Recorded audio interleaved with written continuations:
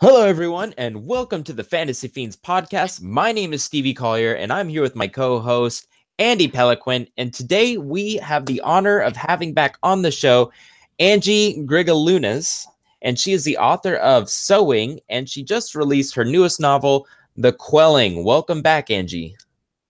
Hello, thank you for having me. Very welcome. How is I'd have to say, I'd Go have to ahead. say that Angie's book Sewing was probably one of the best that I read. What was it, 2016 that it was Yeah, released? yeah, That was I really found myself drawn into that. So thank I feel you. like a bad host because I haven't read Quelling yet, but it's on my list. My list Yeah, is just too long for me to ever get to. So, but I was really looking forward to finding out where the character's story continued because there was some really interesting stuff. It really reminded me of sort of a Nazi Germany style, like it was that vibe. It reminded me of this book that I read in what was it, high school or something, where that it was set in Nazi Germany, had that same feel to it, and I really liked it. well, thank you. I kind of pull inspiration from there, so Do you? that's good to know. Um, do you want to go ahead and explain to our viewers and listeners a little bit about this series? Sure. So, Sewing and Quelling, they follow two sisters. The sisters are Aurelia and Rabria, and they are kind of on opposite sides of this rebellion that is starting in their city. Aurelia trusts the people that are in charge, and Rabria is a rebel against them. And Aurelia doesn't know that Rab's a rebel. And so it's kind of this twisted, you don't really know who the enemy is, you don't really know who to trust. Rab gets in with these rebels, and you're not really sure if they're actually the good guys, and it's just very gray. Um, Mm-hmm. and so each sister is just kind of trying to navigate the world, and um, they're very naive about what is actually going on in their world. And so I'm kind of putting that in as it goes. We kind of see more of what's actually happening, and maybe the rebellion isn't really what it seems to be about. It's maybe about something else. So So is it like the reader can decide for him or herself how they want to see the rebellion until more information is given? a little bit, yeah. It's kind of, I don't know, like people are kind of on all different sides. Like the readers are. Like some of the readers are like, I love the whole Condens, they're awesome. Other people are like, yeah, they're really messed up. Some people like the rebels. Some people are like, the rebels are not who they say they are. Um, it's I would really, it's really kind of twisted like that. I would love to be able to write a book that does that as well, where you actually have people who are fans of certain parts of the world. Yeah. That sounds really cool. I have something sort of like that, but I wasn't able to spend time in each one enough for the reader to take a liking. I think they could take a liking to some of the species. Hmm. Um, but I had a reviewer say one time that my book was in the gray and that it was a positive that it was in the gray. I didn't think it was in the gray. I thought the theme of it was pretty set forward, like, this is how it should be. But um, it made me realize that so many people have different perspectives on, you know, our works. Um, so Angie, it's great having you back. Thank you so much for explaining your book more to us. I mean, I can't even remember what episode it was that we had you on. It's been Like a while. It's been three a or four, while. I believe. Yeah. Yeah. Yeah, Andy talks really highly of you and your work, so I'm definitely gonna have to check that. I'm super excited for the excerpt. Um, and so at the beginning of each episode, I always like to say something cool that happened to us this week. It keeps our fans, it's like a little backstory of what's been going on. And for me, I am going on a cruise Thursday to Alaska. So why are you laughing, Angie? You laughing at Alaska?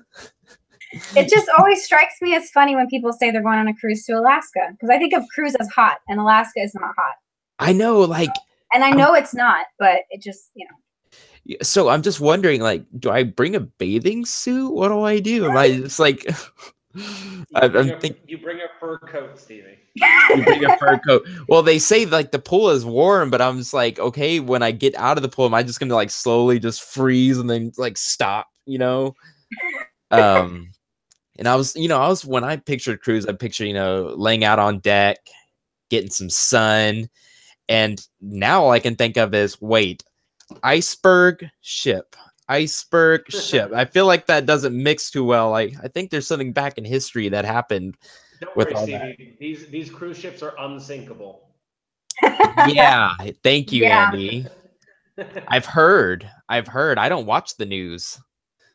So that's what's going on with me. And then we're gonna spend some time in Seattle and check that out.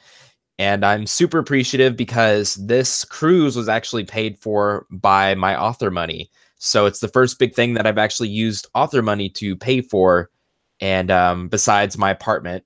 And I'm super excited, super grateful that I was able to become prosperous enough doing what I love to, go on a vacation with my family. So super excited, and I give thanks. So Andy knows I'm Mr. Positive. I told you, Andy, if you get me on the air, I'm not going to stop talking. Before the show, Stevie was like dead silent for 10 minutes, and it was so admirable. It's I think an angel got his wings. Like so Angie, what happened in the past few weeks that's cool for you? I bet I know what it is. So I published Quelling, not this past Saturday, but the Saturday before that. And that has been a long time coming. I was originally going to publish it in November of last year and had some stuff push that back, and it was going to be December. And then I was like, all right, I'm just canceling any type of date, and I'll just do it when I do it. So to be able to finally get it out is quite a relief. Is it just me, or do you like have a panic attack when you're setting everything up to click submit? Pretty much. Like honestly, oh my gosh, it has been a nightmare trying to get this book out. Like everything, like nothing has come easy. Everything has had something go wrong with it. Like even down to my formatter couldn't finish the files, and so she sent me pretty much the final copy, and then I had to do my edits on it, like my final little going through the proof copy. And then she wasn't able to complete the files, and so I had to find somebody else to do it. And it's like I can't do formatting, and it's been crazy. Yeah, I use Vellum, and it has been just a lifesaver. Yeah. Like I would pay triple the price now for Vellum. Like it's seriously that good. It's just magical. I wish I could marry the creators. I mean, it's just amazing. Like before this, it was trying to compile through Scrivener and doing it right and making a really amazing product was just difficult. And believe it or not, I'm somewhat of a perfectionist, and it just wasn't coming out the way I wanted it to. So formatting is never fun for authors. For anyone watching, being an author isn't all let's write awesome stories. It actually is a lot of work behind it, So Angie, that's super cool. Congratulations. Thank you. And quelling, for those who don't know, like I did this for Andy because he probably didn't know, but quelling is a verb that means defeat or suppress. So you can already tell that there's going to be some awesome action. Andy, I can't believe you didn't know that. Yeah, I feel like such I know. a buffoon for not knowing the word that I've used many times in my stories. I don't think I've used that once. I'm going to start using it though. Quelling. I've used it once or twice, Once or twice. No big deal. Yeah, no big deal. This is actually the book I just finished. I put the title into the book, and I felt like one of those cheesy directors who puts the title of the movie and the dialogue of the movie. I can't I've actually done that. Like, I mean, my titles are only one word, so I kind of sneak the word in a couple of times. The reader notices it. They do. They have to. They have to. Yeah. I did that with Queen of the Night Guild when the character Alana is tied up and her captor is mocking her. He hates her, and so he's like, "You think you're the Queen of the Night Guild?" And it's like, it was so awesome to be able to. That is cool. Slip that in, yeah. Yeah, mine was. I love how we all three know we've done this. Like we've actually considered it when we're writing it. Mine was like, I think he cusses. So it was like, so you're the damn spawn of an assassin or something like that. And I was like, ooh, this is good. It's cheesy, but it's good. Ooh, it's so good. It sounds like Stewie. Ooh. And so Angie, could we get a little bit of an idea of what quelling is about before we get to Andy? Okay, so quelling picks up right where sewing leaves off. Can't tell you how sewing ends. You have to read it if you want to know. But it's kind of the Wakandans are pressing in on the rebels a little bit more. And so in sewing, things are kind of just starting, and we're kind of getting a feel of this world, and things are happening. And then in quelling, it's like things are taken to the next level. And everything you think you know kind of turns upside down several times. So I like twists. There are a few of them. And yeah, so it continues the girl's story, and I think it's a lot better. Not that sewing's not good, but I think that I have improved as a writer, and I think it's a good sequel. That is, did you say, I could have sworn I heard you call them Wakandans? Wakandans. Oh, so I was thinking of Wakanda. No. Wakanda. Spelling, no. I was like, uh-oh.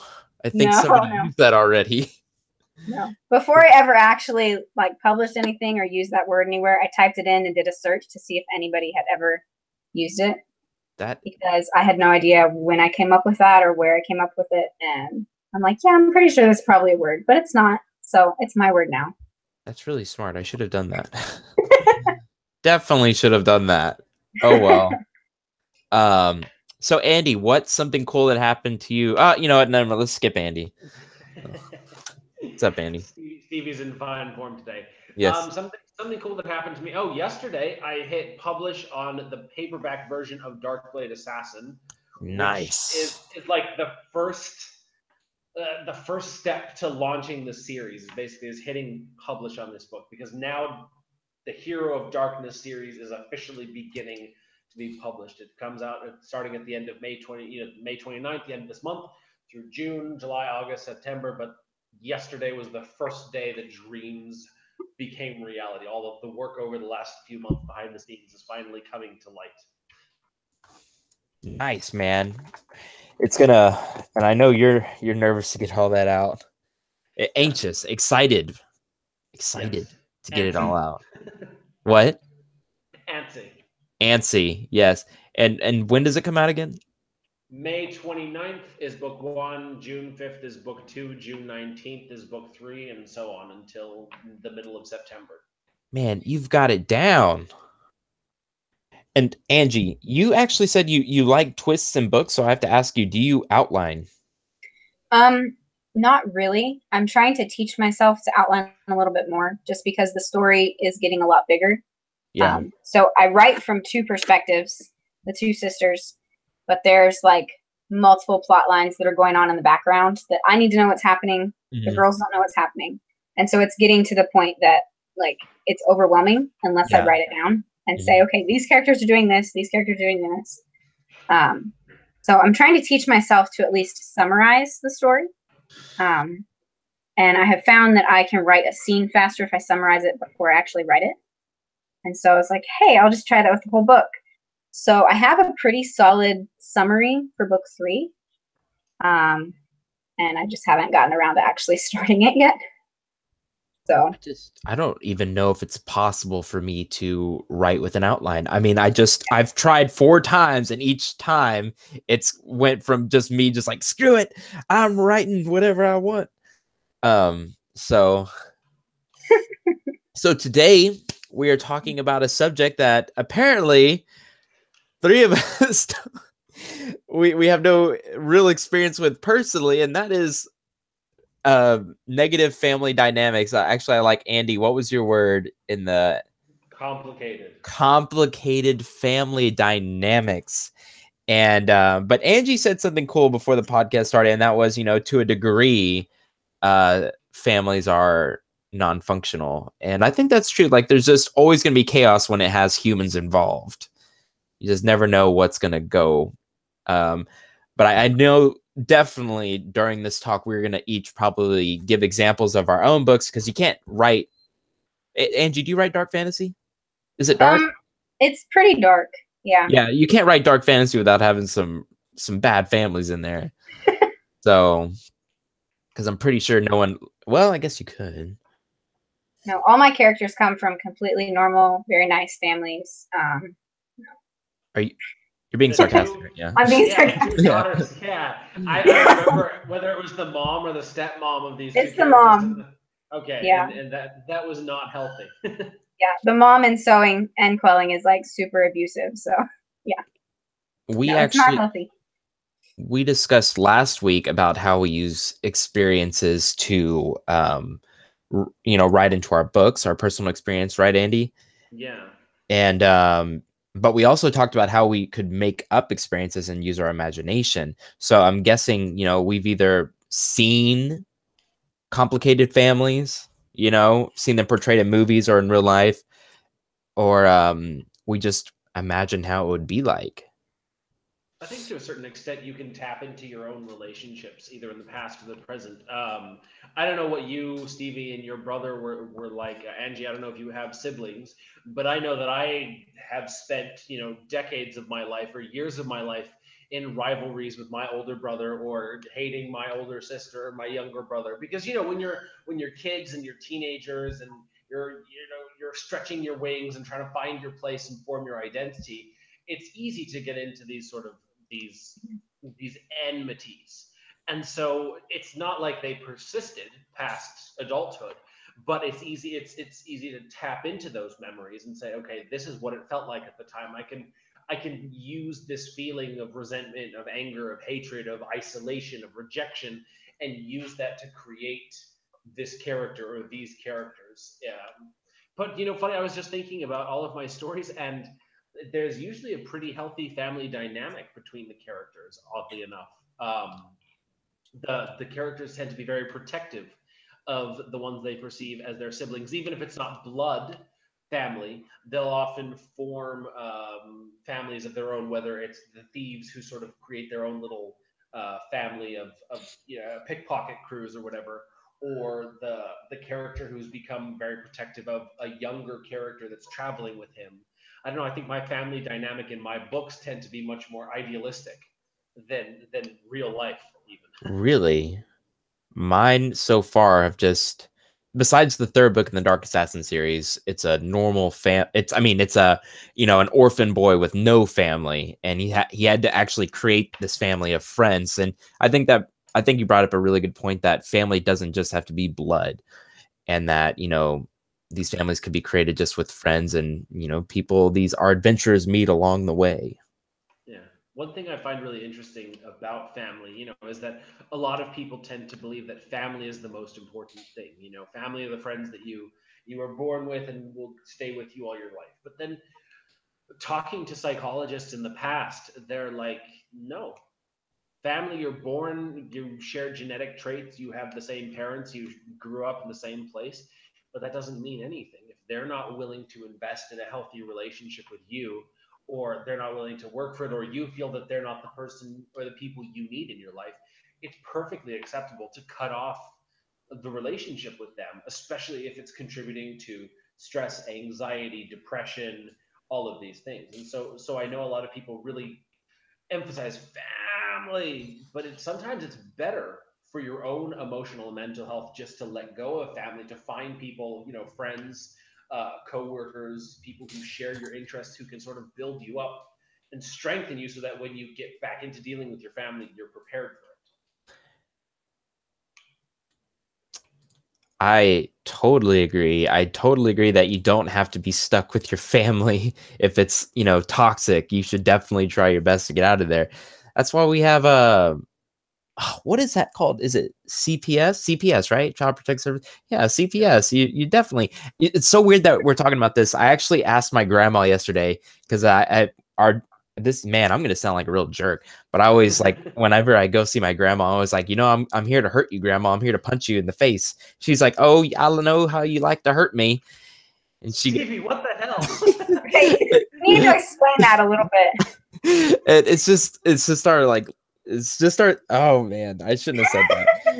It's just like, I'm being hugging her. I'm like, I hate you, grandma. And she goes, I hate you too, you little bastard. And then yesterday we were doing that play fighting, and I was like, hey, grandma, can I just, like, figure out a way to divorce you? Can I divorce my grandparents? And she's like, you can, you little shit. And so is it possible to divorce your grandparents as well? I know you can No, divorce your parents. I don't think you divorce. You it's not independent. There's a word for it where you basically gain independence of from your parents when you're a minor. Though when you're an adult, that doesn't exist. Hmm. So talking about complicated families, I always when I was quiet before the podcast, it was because I was revisiting some childhood memories, and I believe it's interesting seeing other when I would go spend the night at families and see that they weren't like mine. And I remember going to my best friend's house. His name was Alex, and his parents locked us up in a room, and they went across the house and into their bedroom and locked it. And I remember hearing screaming and yelling and lamps being thrown. And to me, it was just like, I don't understand this. What is this? Because that's not how my family handled problems. It's in such a violent way. And I remember not being able to comprehend it. And I just remember fear. Like I was just scared. And back then we didn't have cell phones. You couldn't just text your parents to come pick you up. You were just stuck there. You had to use a landline. um so I remember sneaking out of the house at like midnight, and running back to my home with my little brother, because that fear made us homesick and we wanted to go. So it was interesting seeing a complicated family at such a young age. Or the complicated was the word. And actually, now that I've grown up, the family just got worse and worse and worse and worse until it just exploded and the family like dispersed around Texas. So, and but like you guys, I think we all discussed at the beginning of the podcast, we all had healthy families, somewhat healthy families growing up. And I don't know why I had to write about an orphan for my first book. And so like Andy said, I had to draw upon my grandpa's experiences, because he was an orphan. And then I also thought about my dad, who lost his dad at 11 years old. That's rough. Yeah. So I drew upon that, but then, the kid never knew his parents. I feel like I'm talking too much, so anyone can take over. I'm just saying, like, that was my experience seeing another complicated family, but it came from a childhood, um, from a child's eyes. I don't really know what my first experience with something like that would be. Like, I've never really had anything like that. How old did you say you were when that happened? I was like probably 8 years old, and Wow. it stuck with me for the rest of my life. Yeah. And it was something about the street that house was on, because then I remember meeting another family, and this kid ran out butt naked, and he was about probably 5'5", and I was probably 4 feet, and he had a water hose, and he started whipping my brother and I with it, and something was wrong with him. And I remember just trying to just get him off of me, and his dad came out and just I yanked him off and then took him in the house and just I don't know what. And looking back at it now at 25 years old, I know that's a weird story, but these are the complicated families that I remember.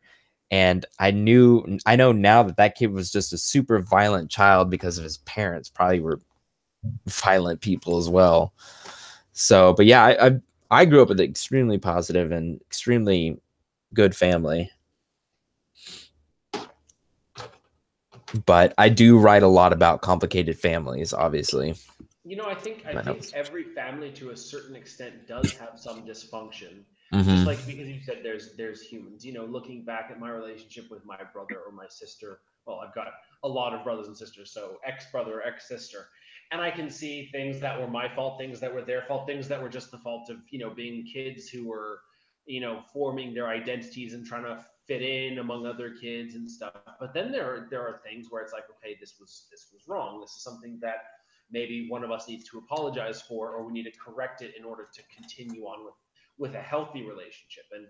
And a lot of people don't really do that when it comes to family, because they think that family should always be there, they should always have your back, should be your best friend, stuff like that. And so really it's hard to think about your parent or your child or your sibling or your spouse even as the person who is causing problems or who is making the relationship unhealthy. But it really takes sort of an open conscious mind to look at these things without that bias. Mm-hmm. Yeah, I feel like you have more experience with with this because you grew up in a cult, right? So Yeah. obviously that in itself just seems complicated, and in another country Yeah. to move back, and then you moved back with this family, right, to the States. To Mexico. Oh, okay. Yeah. Yeah, I've got a we can talk about my history on one episode of the Fantasy Fiends podcast. It's going to be a long and for Yeah, some people interesting one. there's definitely a lot. Well, should we get to the reading then? Yeah. Definitely. Well, Angie, I was going to say the dynamic between the two sisters in sewing specifically, it wasn't unhealthy. It was imbalanced in that one of them saw the world one way because of things that happened to her, and the other was much more innocent. Yeah, and it's actually really interesting the way that their story has even come to be. Because like originally I was like, okay, so Aurelia has this really messed up life. Her mom abuses her. She has like no self-esteem. And then I kind of looked at her older sister Rabria as like she's kind of fine. And then as I've gotten to write it, it's like, no, Rab is not fine. Like Rab might be more messed up than Aurelia because Aurelia's mom, well, like, their mom has been abusive to Aurelia, but Rab has tried to protect her. And so Rab had to grow up at like 6, and she's standing between her mom and her younger sister being the adult. And so Rab, like everything for her is about Aurelia. And even though they have a really sweet relationship and they really love each other, it's kind of messed up. Like they depend on each other way too much for things. And part of the story is going to be them learning how to be their own person, kind of apart from each other. And, Rab is like her identity is her sister's protector. And Aurelia's identity is, the abused one. And so they're going to have to learn how to be different people. And, Rab's not always going to be able to protect Aurelia, and Aurelia is not always going to be abused. And so, they're going to have to find new identities. So even in the midst of a relationship that is very loving, there can still be dysfunction.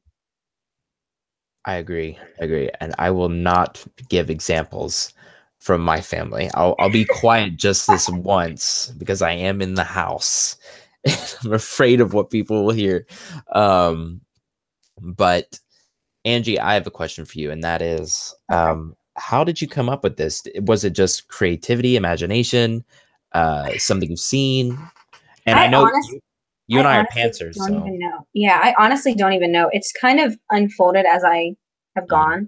And really, like, the original idea was that Rab was killed for being a rebel, and Aurelia saw her being killed. And that was the story, is how all this stuff happened to Aurelia after Rab was dead. And so when Rab decided that she didn't want to be dead anymore, like, that changed everything. And so I don't really know when things happened or how they happened. I have a younger sister, and I'm pretty close with her. And so I know that kind of fed into Aurelia and Rab's relationship being good. But as for like the dysfunction, like, I don't know. It was kind of this thing. The mom's abusive, and that's the tension in the story. The relationship between your sisters reminds me a whole lot of now I can't remember the sisters on Guardians of the Galaxy. Andy, come on. Oh yeah, Gamora and Nebula. Yes, exactly. It reminds me of like the opposite of them because they don't need each other, but the way they grew up, because Nebula got abused, was the only one abused by Thanos, right? No, they both had their beatings and all of that. But Nebula got taken apart and switched out for more machine, right? Well, basically, it was that she had to live up to the standard that Thanos set for both of them, and Gamora would win. So every time Nebula would lose, Thanos would take a bit more of her body and replace it with a mechanical part to make her as good as Gamora, essentially. Mm. That's terrible. It is. Oh my gosh, that's awful. There's a reason Thanos is one of the ultimate villains of the Marvel universe and not, one of the Avengers himself. Wow. Yeah, have you seen Avengers 2 yet? I haven't seen any of them. Oh my gosh. Angie. I know. Angie, I intended to when they first started coming out, and then I got totally behind, and I don't even I would need to have somebody tell me what order to even watch them in because I'm so far behind. Angie. I think I've seen Thor. I don't know. I've seen something. Of course you've seen Thor. It was because it was one of the first ones that came out, and then I was like, all right, I'm gonna watch these. I like superhero movies, and then they just kept coming out with them, and I can't keep up with this, and I don't know what order anymore, and I'm confused, and I don't know. I'm actually running out of movies to watch, but Stevie's tangent of the day. I went and saw The Quieting or The Quiet Place. Quiet Place. That was so freaking good. Yes. Oh, have you seen it? Yeah, I did. Yeah. My husband and I went to see that, and it was we're sitting there, and I'm sitting there, and I have my arms crossed, and at one point I'm I'm sweating, and he's sitting over there, and he's I'm sweating, and when we walked out of it, he's there was an adrenaline rush. It was so good. Oh my gosh, we were so on edge the entire time. I'm just oh my gosh, so bad. Hey, that was a complicated family. That was, but very loving at the same time. Oh yeah, so, very loving, very loving. Andy, go watch the movie. I'm looking forward to it. It's out of the theaters where I'm at, so I've got to wait till it comes out on Blu-ray or Netflix to watch it. But it's one that I was really looking forward to because it's a fascinating premise. Yeah, it's you would think somebody had already came up with this exact story before, and I'm sure something similar. But I love it when they actually show the monster a lot and in detail. I love that. Yeah, and they did such a great job with it. Yeah, it was really good. So I think with that, Andy, do you want to start the reading now? Definitely. Okay. Anything else on complicated families? Well, I will say in the new series I'm writing, I will have another complicated family that starts the premise. And when I say complicated, it's just going to be a father and a son. We don't know what happened to the mom. Shoot, I don't even know what happened to the mom. But I'm sure my fingers will let me know. It's Angie, you're a pantser. Isn't it like playing with a Ouija board? It's just just happens. A little bit, yeah. Oh. There's some things that I've written and my characters, conversations, whatever, and I'm I have no idea where that just came from, but we're just gonna go with it because it works. I never believed that. You realize that outlining is exactly the same thing, right? It's just that you do the little creativity to make your outline, and then you sit down to write the story. It's the same creative process, just in 2 steps instead of 1.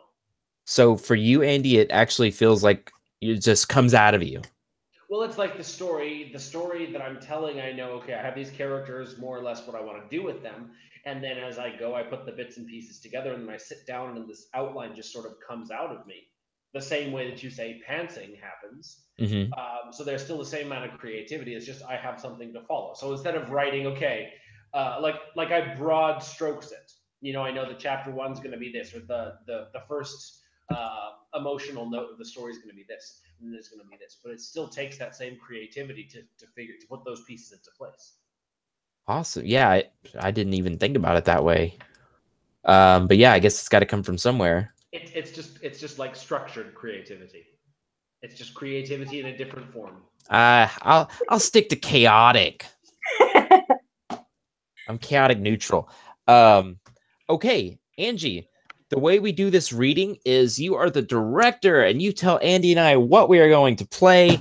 Anyone, whoever, it doesn't matter who the narrator is. It could be you, it could be me, it could be Andy. Okay, well, I should be the narrator because that's Rab. And then you guys can be whoever you want. There's 6. Oh my gosh. Well, there's 5 characters besides Rab. So I will be Rab. And anytime she talks, I'll talk. And then you guys can divvy that up for the other ones. Oh, do you have them written down? At the Yes. top, Oh, At the says top. oh Yep. yeah. there's 3 boys and 2 girls. Oh. Um, I can be somebody else too if we need to do that. do you want to Traditionally, Stevie does the female voices on the show. Thank you, Andy. Okay, if you want to play Adalia, I'll play Vol. Or I mean, Angie, if you want to play Adalia, I'll play Vol, so you get one more character. Okay, And then, so I'm Rabria and Adalia then. yeah, I'll play Vol, and Andy, we could share the boys. That sounded weird. I'll do Frost and Shiver, and you can do Josiah. Sounds good. So Vol, Josiah. Okay. Josiah and Vol don't talk a whole lot, just so you know. Frost and Shiver are the ones who talk the most. Oh, do you want to switch like one Josiah of those for Shiver, Andy? Sure. Okay, I'll be Shiver and Vol. Okay. Do you want to explain these characters to us a little bit? Okay, so Frost and Shiver at this point in the story are kind of the I forget what word I use, but they are now the leaders of the rebel group for reasons. And so it's like a co-leading thing. Adalia and Josiah are actually cousins. And then Vol is a new rebel girl that Rab has only interacted with in these meetings. And so this is the second meeting. Actually, this is the first meeting. I forgot which one I was doing. So this is the first meeting. So Rab has just met Vol and doesn't really like her. So okay. And then Adalia and Rab are best friends. So everybody in the group is a rebel. And yeah. Awesome. I love the names, by the way. Frost and Shiver. Yeah, those are code names. They do have real names, but Rab doesn't know them, and so those are the names that she knows them by. Okay. And Vol is a code name too. So. Okay. So yeah. I'm good to go. All right. Ready? Yes. All right. Frost cleared his throat. Amber, before you leave, we need you to add the places Vulture showed you at the festival. We've a few of them, I believe, but we want to make certain we have them all. Okay. I sat up straighter, crushing Adalia's hand, but refused to let the nausea overtake me. Mazreka had shown me over a dozen spots all around the city wall where Hokanans could watch people without being seen. Zorik had probably told Frost, though I wasn't sure when he could have seen either him or Shiver before leaving. Thank you. Now, first things first. Until Shadow returns, Shiver and I are the surrogate leaders. Frost tightened his fingers and wrinkled the corner of his lips in what might have been an attempt at a smile. It seemed foreign, like he was trying to force something his face didn't want. A slight rasp marred his voice, as if he'd screamed enough to nearly lose his voice. And actually, even after he returns. Prickles formed along my shoulders. Why can't he still do it? Frost and Shiver exchanged a glance so quickly I scarcely caught it, and Frost licked his lips. A heartbeat of hesitation followed, as if they hadn't thought of how to explain it, or were trying to come up with a plausible lie. It's just what he told us. Frost said. Protest roared in my mind. But I don't know you. I don't know what you are, and I don't trust you. Every muscle in me tensed as if preparing to run, but I nodded once. No matter how much I wanted to leave, I wouldn't give them the power to scare me again. Frost looked around the group. We need to address what happened with Vulture last night. The accent's killing me. Okay. The image of Mazreka limping across the platform returned. It would have been better for everyone if they'd actually killed him. He'll destroy the city looking for his assailants. Frost lowered his voice to a rumbling murmur. Shadow didn't sanction the attack. His steady gaze stopped on Josiah, who shook his head. It wasn't my father. Defiant, sure of himself. No emotion touched Frost's face. How do you know? Because he wouldn't... Josiah shook his head again, slower. Muscles rippled in his arms, and he jerked his right hand through his hair. I know what he did with the poster was wrong, and he knows it too, but he wouldn't just go against Shadow again. He was desperate before with my sister's wedding. He let out a soft groan. I don't believe he posted the others, and I definitely don't believe he tried to assassinate Vulture. But you weren't with him, so you're not his alibi. Frost exchanged a furtive look with Shiver and lifted a brow. far as we can tell, no alibi exists. Everyone was asleep. Josiah scoffed. So you're going to accuse him of this too? Condemn him when he's not even here to defend himself? The memory of Sorek pinning Jezreiah against the wall rippled to mind, and I zeroed in on Josiah during that confrontation. As Sorek attacked his father, Josiah had looked sick, his expression tight. I'd assumed it was similar disapproval as his brother, Azahaya, had shown. My throat constricted. No, he was furious about the situation and couldn't openly challenge Sorek.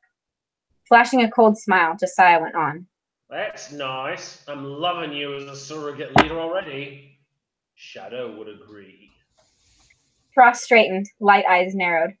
A shade of blue similar to Mazreka's, the eyes of a predator. Like Sorek, Frost completely passed as a Hokandan. The way he held himself, his powerful build, his stern features. He'd be here if he wasn't on segregation. My little sister was marrying a fly. Josiah fisted one hand. His voice came out low, but a tremor threatened each word. If it was your daughter, you'd panic too. I'm not saying what he did was right, but you have to understand the why. His sister married one, and within a year, he killed her. So that's why Jezreiah is brother. I swallowed hard. No wonder the thought of Asa marrying a Hokandan horrified him so much. My father was barely 13, and they'd been close. Pain marked Josiah's features. And then he thought he was going to lose his only daughter to a fly too. What would you do? Let it happen? Shiver spoke before Frost could. We're not saying we don't understand. No one is condemning anyone. He shot Frost a pointed look and softened his expression toward Josiah. But you and your father both need to understand the problem he's caused for us. Whether he posted the others or not, he did the first one. If the rest aren't his, then it mimics who have been able to avoid detection thus far. And that's not something to take lightly. That's not a harmless group. Those are people with a plan and the skills and resources to carry it out, whatever that plan may be. He shook his head, seemingly at a loss. Either way, the root of this goes back to your father, and we can't pretend it doesn't. Josiah spoke through gritted teeth. That doesn't mean he tried to kill Vulture. Frost cut in again. No, but he's certainly mentioned it often enough. What are we supposed to think? We know he had some scheme. He held his hand out toward me. He asked Ember for help. I stole a glance toward Adalia. Had she told them? But as our eyes met, I knew it hadn't been her. I'd told Sorek about my conversation with Jezreiah. He'd certainly passed it on. No secrets among the higher-ups in the Crux, apparently. But unless Jezreiah had tried to bring someone else in, only I knew the actual plan. Josiah opened his mouth, shut it, and closed his eyes. His face wrinkled and relaxed as if he wanted to say something but couldn't. Maybe didn't know how. Silence settled over the room apart from Dove's quill scratching on the parchment. Words bubbled within me and ached to speak up, share what I knew, what I'd almost been part of. I actually don't think it was brother either. I peered at the three men in turn and shifted, trying to find a comfortable position. The dirt poked my legs anyway. Before the festival, he approached me. He had a horrible, poorly thought-out plan with 1,000 deadly problems. If he'd actually attempted it, they would have caught him, probably long before he ever got near Vulture. And honestly, I offered Josiah an apologetic grimace. Even if he somehow did get close, there is no way in hell he'd be able to do that to him. That! Josiah lifted his brows and pointed at me. That's what I'm saying with the posters. My father's far too impulsive to plot something. He just does things. Yeah, impulsivity's gonna get us all killed. Frost muttered under his breath. He exhaled slowly and looked at me. What was the plan exactly? Attack Vulture when he was leaving the tavern, after curfew. Incredulous laughter colored my tone, without even knowing whether he'd be at the tavern or not. Shiver leaned over to murmur something to Frost. I caught only a glimpse of his lips, not nearly long enough to read them, and Frost nodded. I dug my thumbnail into the opposite palm and scraped it back and forth. Not knowing anything was worse than knowing something awful. Are you serious? Josiah pressed the fingertips of his free hand over his eyes. Does Vulture even drink anymore? No. Frost shook his head. Hasn't done it in the common room in probably a year, at least. Alarm flared in my gut at the inconsistency. He drank at the festival. Frost studied me, and a memory materialized. His eyes on me during the initiation, taking notes as Sorek sliced my arm. Indifferent to my pain, my pleas. Every bit as complicit as Sorek was brutal. I stared right back. No weakness, no fear. Surrogate leader or not, he doesn't deserve immediate respect. Well, he won't drink on duty. Frost finally said. And he won't at the tavern neither. We've tried getting close to him with a few of our women. He had no interest whatsoever. Not in the ale or them. Fine by me. The light-haired girl, Vol, wrapped her slender arms around herself. Light freckles peppered her nose and cheeks. I really didn't want to be alone with him anyway. I snorted before I could stop it. Confused frowns angled my way, and I covered my mouth with one hand for a beat. Any man in his right mind would have jumped at the chance to be with someone who looked and dressed like that. Sorry, she's just... Bitter amusement clouded my voice. Are you sure he just didn't know what you were trying to do? Adalia elbowed me in the ribs, and Dove's gaze lifted from her map. Amusement sparked across her face, and she ducked her head again, continuing her drawing. Red dye on the third finger of her left hand caught my eye, and I straightened. Hokanen's wife. A peek toward Frost and Shiver revealed undyed fingers. Neither of theirs. Frost sighed. Annoyance flashed in his calm eyes. Or maybe discouragement. Then he knew every time, with every woman, over a 6 or 7 month period. All hints of laughter in me dissolved into cold. I don't know how to say this word. That's Yeah, cool that. He's calculating. He wouldn't fall for it. Calculating or not, he has to break sometime. If not at the tavern, then at a brothel. My insides twisted at the word, at how casually every man said it, but I made myself ask, have we tried there?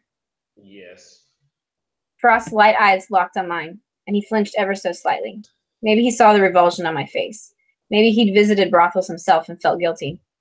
We'll get back to that, though. Please finish. With a glance at Josiah, who sat staring at a sheathed blade on his lap, lips tight like he'd resolved not to speak to Frost or Shiver again, I went on. Anyway, besides all that, I talked with Brother this morning. If he was there last night, he would be dead. unless he escaped. Vol said. Was hiding somewhere and ran off. I frowned. They wouldn't have whipped the flies like that then. One of those three would have spoken up. Unless they didn't see him. Vol once again nearly cut me off, and I lifted my brows at her. She matched my expression, mocking me. Or just said they killed. Or just said they killed everyone, so they'd avoid worse punishment for not catching him. I opened my mouth, but Shiver beat me to speaking. Punishment for killing attempted murderers is worse. I can attest to that. Vulture may not act like it, but he's furious. Those soldiers are lucky to be alive. I resisted the urge to smirk at Vol. So there you have it. That's what I know. My face heated as I added, here's a possibility. What if his attackers weren't from here at all? All eyes shifted to me, even Dove's and Josiah's, and I curled my fingers around each other. The need to escape throbbed deep, but I made myself talk. Just think about it. How could anyone in this city get to him? Done that to him. I scanned the questioning faces. No response. Josiah glowered and returned his gaze to his knife. The burn spread from my cheeks to my ears, embarrassment for noticing Mesreka's strength, his talent for cruelty. Disgust at how I probably looked like some lovesick idiot to those who didn't know why I watched him as I did, which was everyone except Adalia. But they didn't realize how dangerous he was. I did. If anyone outside the compound had extensive knowledge on how Mesreka treated those who opposed his absolute authority, it was me. I launched back in. Have you ever watched him fight in the tournaments? Or execute people? Do you see him show any emotion, any hesitation? Do you think it's a mistake he's been festival champion for the past 3 years? Even if someone caught him by surprise, they might get 1 or 2 strikes in. Maybe, if they're really lucky. I lowered my voice to emphasize my point. They'd be dead before they got another, and he wouldn't even draw a blade. She's right. Are you Adalia or am I Adalia? Yeah, You can be Adalia. Go ahead. Be Adalia. Go ahead. She's right. Yes. Adalia clasped her hands on her lap and pursed her lips. Something doesn't add up. Any rash assumption or judgments we make may play into the hands of whoever's behind the attack. She offered Frost a shrug. You said yourself, impulsivity will get people killed. Awesome. I think that was the longest reading in Fantasy Fiends podcast history. Sorry. But it didn't feel like it. That was awesome. Thank you. Yes, love the dialogue. So now, Angie, people are coming from outside the city to attack people. Is that like one of the new? Ooh, I like that. Well, the book, I didn't say that. book one was. Oh no, I know, but the book one was all about everything inside the city. So it'd be cool now to get the outside coming in as well. Possibly. I'm not saying that that's what's happening, but possible. But you're not saying it's not happening. I'm not saying either way. I'm just commenting on the fact that it is a possibility. Very cool. Well, that was an excellent reading. I could definitely, wow, very, very good. Well, do we have any closing thoughts on complicated family dynamics? No, Yeah, I think we covered as much as we can without having complicated families ourselves, or with the extent of complications within our family, let's say. Yeah, for me, when I'm writing, I usually just draw from limited experience with complicated family dynamics and just movies and books that I've read in the past, and then the other half is just my imagination. So, putting it into a fantasy writer's perspective on, or how I use. Never mind.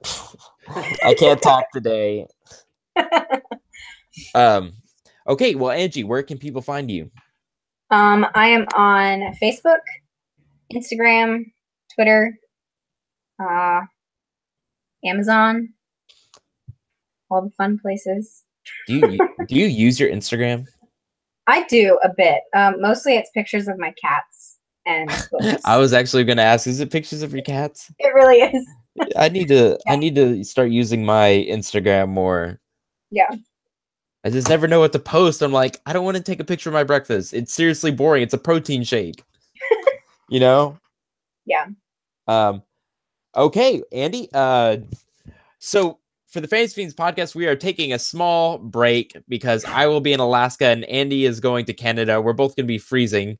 So no, but Canada, it's warm right now, right? I don't know. And Andy, you are going to start saying out and about, right? Yeah. Yeah. Yeah. Hey, I'll work on my Canadian accent. No, that went a little too Irish. I don't know how to do a Canadian I'll figure it out. accent. I'll figure it out. No. They've got a strange way of talking. You got close there. You got close. Yeah, it meandered into the Scottish though. So yeah, you're gonna have to start drinking maple syrup and ice skating to work every day. Yeah, that's gonna be super exciting for me. Really polishing off the old ice skates. Yep. If you get covered in snow while walking outside, they're gonna think like you're the you're the abominable snowman. You're like, oh no. Full points for creativity on that one. Yay! Woo! Yes, that was creative, wasn't it? No, it wasn't. Okay. All right. On that note, I had to make myself look like a fool at least one time during this podcast. That has been the Fantasy Fiends podcast, episode 53. Thank you so much for coming back on air with us, Angie Grigaliunas. Did I say that right? Yeah, you did. Awesome. Angie Grigaliunas. I remember having a lot of trouble with the first time we met. Yeah. Well, awesome. Well, thank you so much for being on the air with us. And that was an awesome excerpt. Just awesome. Guys, go and pick up this. I'm going to say the sewing. Yeah. Sewing, not the sewing, just sewing. And book 2, Quelling. Yes. To get more of the action. And guys, we will see you again in, I believe, 2 weeks, right, Andy? On June the 5th. On June the 5th, we will be back. I think this is the longest break the Fantasy Fiends podcast has taken. I know it's very exciting. Steven's going to come back all snowburned. Yeah, snowburned. My face is going to be all red. And I'll have stolen a penguin. Okay, good. Yes. Probably shouldn't say you're going to do that. Oh, I'm not. Yeah, exactly. Like, why is his luggage moving? and remember, Stevie, penguins live in Antarctica, not the Arctic Circle. That was part of the joke, Andy. Okay, good. I wasn't so sure. If Alaska, they have sure husky. You knew that, Stevie. I'm surprised I knew it too, but I honestly, seriously, I'm not being sarcastic. I actually really knew that. Okay, good. Yes, I knew about. I have my penguin trivia is on point. Yeah. Yeah. What are the 4 types of penguins? Emperor. I remember there's a macaroni penguin. I don't know if that's actually the name of it, but Macaroni. macaroni. Macaroni. It has like little eyebrows or something. I Yeah, don't it's know. got the yellow eyebrows. Andy, I don't know. I know the Emperor. And there, I remember Gen 2. It's from Atypical, the kid, the autistic kid. He repeats the four types of penguins as a Does he self-soothing really? mechanism. Yeah. That's what? Okay. Thank you so much for watching the Fantasy Fiends podcast. We hope you learned a lot about penguins today, and we'll see you in 2 weeks. Have a great night. Bye.